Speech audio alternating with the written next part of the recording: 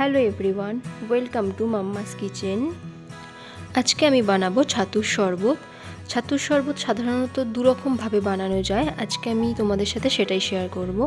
দুরকম পদ্ধতিতে ছাতুর শরবত বানানোর জন্য লাগছে ছাতু, চিনি, নুন, লেবু, পেঁয়াজ কুচি, কাঁচা লঙ্কা কুচি। দুরকম পদ্ধতিতে যেহেতু আমি বানাবো তাই আমি 2 গ্লাস নিয়ে নিয়েছি।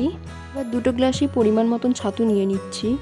ছাতুর শরবত বানানো ভীষণই ইজি আর আমাদের পেট ভর্তি রাখতেও অনেকক্ষণ সাহায্য করে, তাই সকালে ব্রেকফাস্টে যেদিন আমাদের তাড়াতাড়ি থাকে সেদিন এটি খাওয়া যেতেই পারে। এবার প্রথম গ্লাসটিতে আমি চিনি নিয়ে নেব পরিমাণ মতো।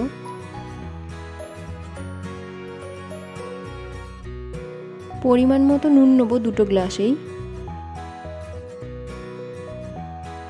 এরপর সেকেন্ড গ্লাসটিতে কাঁচা লঙ্কা কুচি এবং পেঁয়াজ কুচি দিয়ে দেবো।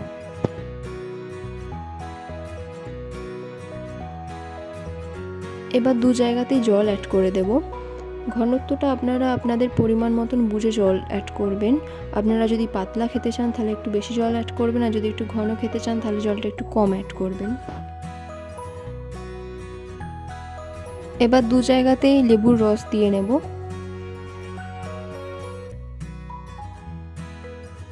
লেবুর রস দেওয়ার জন্য ভীষণই টেস্টি হবে শরবতটা।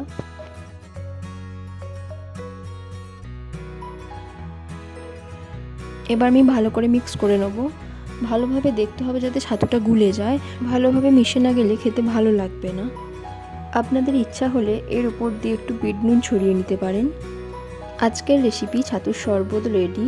যদি আপনাদের ভালো লেগে থাকে তো প্লিজ আমার পাশে থাকবেন, আরও নতুন নতুন রেসিপি জানার জন্য আমার চ্যানেলটিকে সাবস্ক্রাইব করবেন।